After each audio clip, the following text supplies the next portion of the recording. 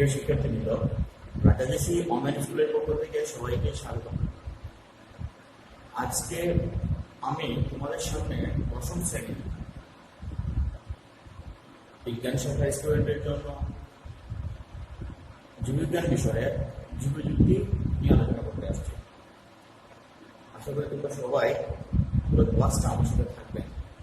আর যদি তোমাদের এই মুহূর্তে দেখতে সমস্যা হয় তাহলে সেভ করে রাখবে, পরবর্তীতে যে কোনো সময় এই ক্লাসটা দেখে নেবে। আজ আমি এই ক্লাসটিকে দুটি ক্লাসে ভাগ করেছি। আজকে প্রথম অংশ আলোচনা করব, পরবর্তীতে পরের অংশটা আলোচনা করে চ্যাপ্টারটা শেষ করে দেবো। আজকে আমি যে অংশটা আলোচনা করবো তার থেকে যে শিক্ষণ ফলগুলো তুমি শিখতে পারবে সেগুলো আমি বলে রাখতে পারবো। আজকে ক্লাসে যে তোমরা শিক্ষণ ফলগুলো অর্জন করবে সেগুলো হলো জীবযুক্তি কি সেটা ব্যাখ্যা করতে পারবে, টিস্যু কালচারের ব্যবহারটা ব্যাখ্যা করতে পারবে, আর টিস্যু কালচার পদ্ধতিটা ব্যাখ্যা করতে পারবে। জীবযুক্তিটা কি? আসলে আমাদের বর্তমান পৃথিবী প্রযুক্তিতে অনেকখানি এগিয়ে গেছে। মহাকাশ বলো, সমুদ্রের তলদেশ বলো, সব কিছুতে প্রযুক্তি ব্যবহার হচ্ছে। ঠিক এরই ধারাবাহিকতায় আমাদের কল্যাণের জন্য যত জীব আছে প্রত্যেকটা জীবে কি ধরনের প্রযুক্তি ব্যবহার করে আরো অনুসরণ করা যায় সেই চেষ্টা করে থাকবে। তাই পরিপ্রেক্ষিতে একটা শাখা অ্যাপ্লাই শাখা করতে পারছে জীববিজ্ঞানে জীব প্রযুক্তি। জীবপ্রযুক্তিটা আসছে দুটো শব্দ থেকে। আমরা লক্ষ্য করেছি জীব এবং প্রযুক্তি, ইংলিশে বায়োলজি, যার জীবন সম্পর্কে যেটা জ্ঞান বায়োলজি, আর টেকনোলজি মানে প্রযুক্তি। এই দুটো শব্দের মিলিত রূপ আছে বায়োটেকনোলজি, বাংলায় যেটা বলি জীব প্রযুক্তি। প্রযুক্তির ব্যবহারটা অনেক আগ থেকে চলে আসছে, কিন্তু 100 বছর আগে, চিন্তা করো আজ থেকে 100 বছর আগে 1919 সালে হাঙ্গেরিয়ান প্রকৌশলী কার্ল এলিকি 1919 সালে এই হাঙ্গেরীয় প্রকৌশলী কার্ল এলিকি এই বায়োটেকনোলজি শব্দটি নামকরণ করেন। এই জীব প্রযুক্তি আসলে প্রায় আমাদের পৃথিবীতে 8000 বছর আগে থেকে শুরু হয়ে আসছে মানব জীবনে। তোমরা অনেকে চেনো গাজন প্রক্রিয়া। এই গাজন প্রক্রিয়া অনেক আগ থেকে শুরু হয়ে আসছে, তাহলে আমরা জীব প্রযুক্তির সাথে অনেক আগ থেকেই পরিচিত আসলে। এই গাজন প্রক্রিয়াটা তোমরা যারা গ্রামে আসো তারা খুব ভালো করে চেনো। গরু মোটাতাজা করার জন্য এক ধরনের খাদ্য ব্যবহার করা হয়। ভুট্টার মধ্যে সাথে ইস্ট, চিনি, সামান্য চিনি আর পানি মিশিয়ে এক ধরনের খাদ্য তৈরি করা হয়। এটা কিন্তু গাজন প্রক্রিয়ার মাধ্যমে এই খাদ্যটা তৈরি করা হয়। আবার অ্যালকোহল যে তৈরি করা হয়, এই অ্যালকোহল কিন্তু গাজন প্রক্রিয়ায় তৈরি করা হয়। তাহলে এই গাজন প্রক্রিয়াটা অনেক আগে থেকেই চলে আসছে। তারপর 1863 সালে বিজ্ঞানী গ্রেগর জোহান মেন্ডেল জেনেটিক্সের একটি সূত্র আবিষ্কার করেন। গ্রেগর জোহান মেন্ডেলকে তোমরা এইচএসসি তোমরা জানতে পারবে, এই সূত্রগুলো সম্পর্কে জানতে পারবা। এই আবিষ্কৃত সূত্রের পরে এই প্রযুক্তির মাত্রা আরো বেড়ে যায়। তারপর তোমরা সবাই জানো যে বিজ্ঞানী ওয়াটসন ক্রিক আমাদের শরীরের যে সবচেয়ে গুরুত্বপূর্ণ একটা জিনিস, একটু ডিএনএ, ক্রোমোজোমের ভিতরে যেটা থাকে ডিএনএ কিন্তু গঠন আবিষ্কার করেছিলেন, ডাবল হেলিক্স মডেলটা আবিষ্কার করেছিলেন। এই ডাবল হেলিক্স মডেল আবিষ্কার করার পরই জীববিজ্ঞানীতে অনেক ব্যাপক পরিবর্তন তৈরি হয়।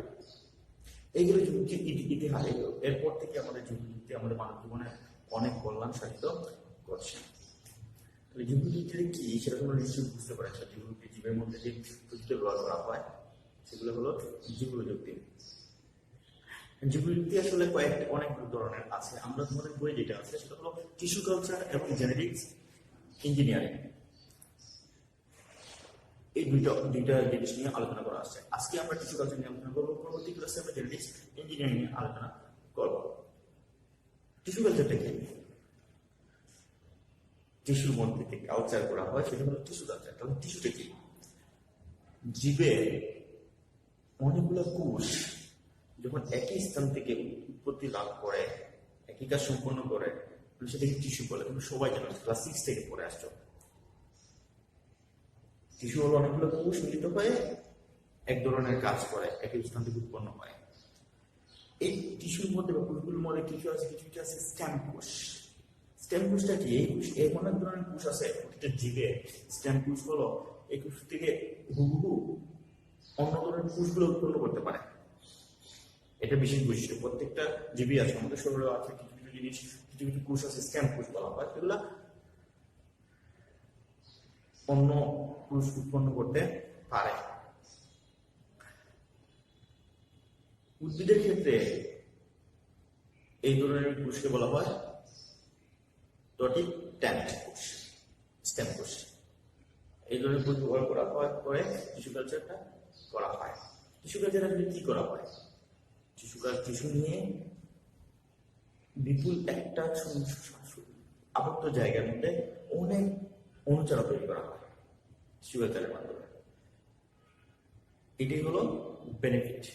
সামান্য জায়গায় কৃত্রিম উপায়ে পরিবেশ তৈরি করে অনেক অনুচারা তৈরি করা হয়, তারপর থেকে অনেক এই অনুচারাগুলো থেকে অনেক উদ্ভিদ উৎপন্ন করা হয়। টিস্যু কালচারটা আসলে ওই যে বললাম স্টেম কোষ নিয়ে, স্টেম কোষগুলো কি ওই যে বর্ধনশীল কোষগুলো, যেমন মূলের প্রভাব অথবা কাণ্ডের প্রভাব অথবা পর্ব অথবা পাতা একটা অংশ থেকে অনেক ধরনের অনেক অনেক অনেক সংখ্যক কোষ, তারপর অনুচারা, তারপর চারা, তারপর উদ্ভিদ উৎপন্ন করা যায়। এই টিস্যু কালচারের ব্যবহার বহুল।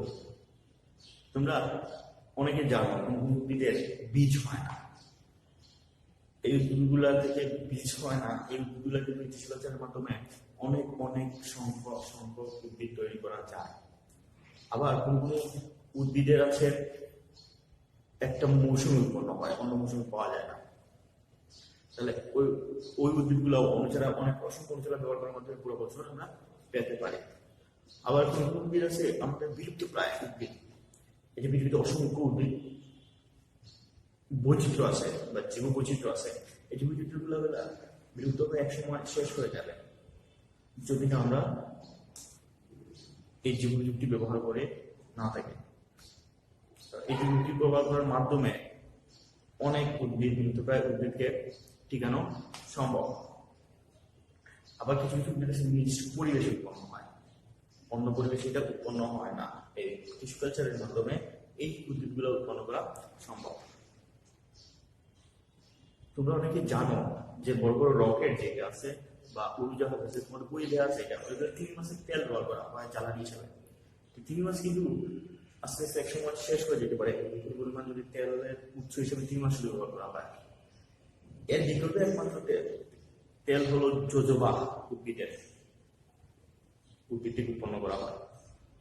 এই বিকল্প ব্যবহার করে রকেট উড়োজাহাজ আমরা ব্যবহার করতে পারি বিকল্প হিসেবে। এই যে উদ্ভিদ কিন্তু একটা নির্দিষ্ট মরুভূমি অঞ্চলের পরিবেশে উৎপন্ন হয়, আর একটা নির্দিষ্ট সময় উৎপন্ন হয়। আমরা টিস্যু কালচারের মাধ্যমে এই জৈব উদ্ভিদের অসংখ্য অঞ্চলের ব্যবহার তৈরি করে এটা অসংখ্য উদ্ভিদ উৎপন্ন করতে পারি, ব্যবহার করতে পারি। তার মানে টিস্যু কালচারের ব্যবহার কিন্তু তুমি যদি চিন্তা করো তাহলে টিস্যু কালচারের ব্যবহার ব্যাপক। পৃথিবীতে টিস্যু কালচারের ব্যবহারটা ব্যাপক। এবং টিস্যু কালচার পদ্ধতিটা আসলে কিভাবে করা হয়? টিস্যু কালচার পদ্ধতি খুবই সম্ভব একটা ধাপ আছে, ধাপটা ম্যানেজ করতে পারলে টিস্যু কালচার পদ্ধতিটা করা যায়, সম্ভব। এই টিস্যু কালচারের মধ্যে সবচেয়ে বেশি যখন যেটা প্রয়োজন সেটা হলো একটা এক্সপ্ল্যান্ট। এক্সপ্ল্যান্টটা হলো তুমি যেই উদ্ভিদের কালচার করবা বা যেই উদ্ভিদের কালচার করবা সেটা থেকে যে তুমি স্টেম সেলটা নিবা, স্টেম সেল এটা নিবা উন্নত একদম উন্নত উদ্ভিদের থেকে যে নিবা, এই অংশটা নিবা, সেই অংশটাই হলো এক্সপ্ল্যান্ট। এই অংশ থেকে এই উদ্ভিদের অসংখ্য চারা তৈরি করা যাবে। এই যে উদ্ভিদ থেকে যে অংশটা নেবা সেটি হলো এক্সপ্ল্যান্ট। এখানে কয়েকটা ধাপ আছে টিস্যু কালচারে, এই ধাপগুলো আমরা করবো। প্রথমে মাতৃকোষ থেকে এক্সপ্ল্যান্টের নির্বাচন, একটা উন্নত রোগ প্রতিরোধী এবং উন্নত জাতের উদ্ভিদের মূল, কাণ্ড অথবা পর্বর অগ্রভাগ থেকে একটা এক্সপ্লেন নিতে হবে। 2 নম্বর হলো এই এক্সপ্লেনটা একটা মাধ্যমে রাখতে হবে, এই মাধ্যমটাকে তৈরি করতে হবে। মাধ্যমটা কিভাবে তৈরি করতে হবে, উদ্ভিদের জন্য কি কি প্রয়োজন, উদ্ভিদের জন্য পুষ্টি বর্ধন পদার্থ প্রয়োজন, উদ্ভিদের জন্য আবার ফাইটোহরমোন প্রয়োজন, উদ্ভিদের জন্য এইগুলো মিশ্রিত করে আরেকটা কি প্রয়োজন, আমরা যদি উদ্ভিদকে ধরে রাখার জন্য একটা মাঝে মাটি আমরা ব্যবহার করে থাকি, এই মাটির মধ্যে অনেক পুষ্টি থাকে, এই উদ্ভিদ ধরে রাখার জন্য একদম আঠালো পদার্থ এগার প্রয়োজন। তাহলে এই এগার ফাইটোহরমোন, তারপর এই যে পুষ্টিবর্ধক পদার্থগুলা মিশ্রিত করে মাধ্যম তৈরি করা হয়। তারপর এই মাধ্যমকে 3 নম্বর ধাপ হলো এই মাধ্যমকে জীবাণুমুক্ত করতে হবে। জীবাণুমুক্ত কিভাবে করবো, জীবাণুমুক্ত করতে হলে এই মাধ্যমটাকে একটা গ্লাসের ফ্লাক্সে নিতে হবে, নিয়ে প্লাস্টিক অথবা তুলা দিয়ে এর মুখ বন্ধ করে দিতে হবে। মাধ্যমটা মাধ্যমের মধ্যে অনুচারা দিয়ে এই মাধ্যমটাকে একটা অটোক্লেভ মেশিনে দিতে হবে। এই অটোক্লেভ মেশিনে এটা আসলে জীবাণুমুক্ত হবে। এখন অটোক্লেভ মেশিনটা কি করবে, দিবা এখানে তাপমাত্রা কি থাকবে, চাপ কি থাকবে এবং কত সময় এটাকে রাখতে হবে। এটাকে 20 মিনিট রাখলে চলবে। 20 মিনিট রাখলে নর্মালি রাখতে হবে না, 20 মিনিট রাখলে তুমি 121 ডিগ্রি সেলসিয়াস তাপমাত্রা যদি সেট করে দাও এবং এর চাপটা যদি দাও 15 পাউন্ড পার স্কয়ার ইঞ্চি, 15 পাউন্ড পার স্কয়ার ইঞ্চি এবং 121 ডিগ্রি সেলসিয়াস তাপমাত্রায় এই কতগুলো বিষয়টাকে সেট করে দিয়ে এর মধ্যে যদি তুমি 20 মিনিট এই মাধ্যমটাকে রেখে দাও তাহলে মাধ্যমটা জীবাণুমুক্ত হয়ে যাবে।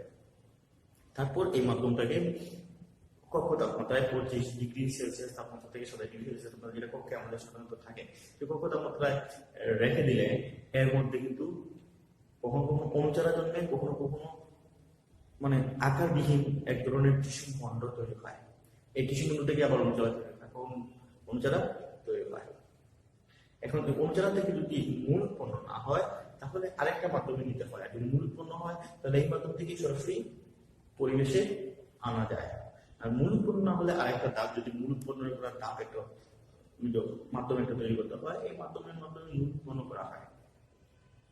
তারপর এই মূল উৎপন্ন হওয়ার পর এই মাধ্যম থেকে চারাগুলা নিয়ে এগার পরিষ্কার করে টবে, মাটির টবে রাখতে হয়।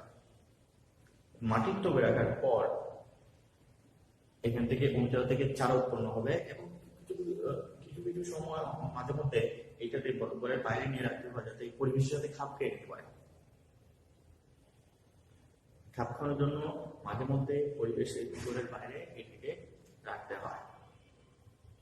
এইভাবেই কৃষিকার্য প্রক্রিয়া সম্পূর্ণ করে একটা উদ্ভিদ থেকে হাজার হাজার চারা উৎপন্ন করা সম্ভব। কিছু কিছু দেশে এই পদ্ধতি ব্যবহার করে হাজার হাজার চারা তৈরি করে কোটি টাকা বৈদেশিক মুদ্রা অর্জন করছে। যেমন থাইল্যান্ডে এক বছরে প্রায় 50 মিলিয়ন চারা উৎপন্ন করে, 50 মিলিয়ন বলতে প্রায় 5 কোটি চারা উৎপন্ন করতে পারে অর্কিডের ফুলের, এতে বিদেশে রপ্তানি করে অনেক বৈদেশিক মুদ্রা অর্জন করছে। তাহলে তোমরা আজকে জীব প্রযুক্তির প্রথম অংশটা ক্লিয়ার করবে। এই ক্লাস দেখার পর বইয়ের সাথে মিলিয়ে যদি সময় না পাও, যখন সময় পাবো তখন দেখবে এবং আশা করি এই 3টে শিক্ষণ ফল তোমরা অর্জন করতে পারবে। আমি যে ধাপগুলো বলছি টিস্যু কালচারে, এই ধাপগুলোর সাথে যদি তোমরা বইয়ের সাথে মিলিয়ে যদি একটু পড়ো এবং খাতা যদি লিখো সুন্দর করে, তাহলে এই ধাপটা পুরোপুরি তোমাদের শেখা হয়ে যাবে এবং ফুল মার্কস পেয়ে যাবে। এবং ব্যবহারটা তোমরা বই থেকে ভালো করে পড়বে। ব্যবহারটা খুবই সহজ, তোমরা এখন একটা ধারণা পাইছো ব্যবহারটা, এই ধারণা থেকে বই থেকে পড়ে তোমরা আশা করি এটার উত্তর দিতে পারবে। খুব সুন্দর করে চ্যাপ্টারটা শেষ করবে। আমি আগামী যে ক্লাসটা করবো এই চ্যাপ্টারের সেকেন্ড পার্টটা জেনেটিক্স ইঞ্জিনিয়ারিং পড়াবো এবং আশা করি এই ক্লাসের পর এই চ্যাপ্টার শেষ হয়ে যাবে এবং খুবই ছোট একটা চ্যাপ্টার এবং মাত্র দুইটা পার্টে ভাগ করলে এই চ্যাপ্টারটা শেষ হয়ে যায়। এবং তোমরা যদি ক্লাস সহকারে দেখো 2টা ক্লাস এবং বইটা নিয়ে পড়ো, তাহলে এই ক্লাস থেকে এবং এই চ্যাপ্টার থেকে একটা প্রশ্ন তোমরা আনসার করতে পারবে ইজিলি, এবং এই চ্যাপ্টার থেকে প্রশ্ন আসার সম্ভাবনা খুবই বেশি। আগামী ক্লাসের আমন্ত্রণ জানিয়ে সবাইকে আমি বিদায় নিচ্ছি। সবাই ভালো থাকো, সুস্থ থাকো এবং বাসায় অবস্থান করো এবং পরীক্ষার জন্য পড়াশোনা করো এবং জ্ঞান অর্জন করো। আল্লাহ হাফিজ।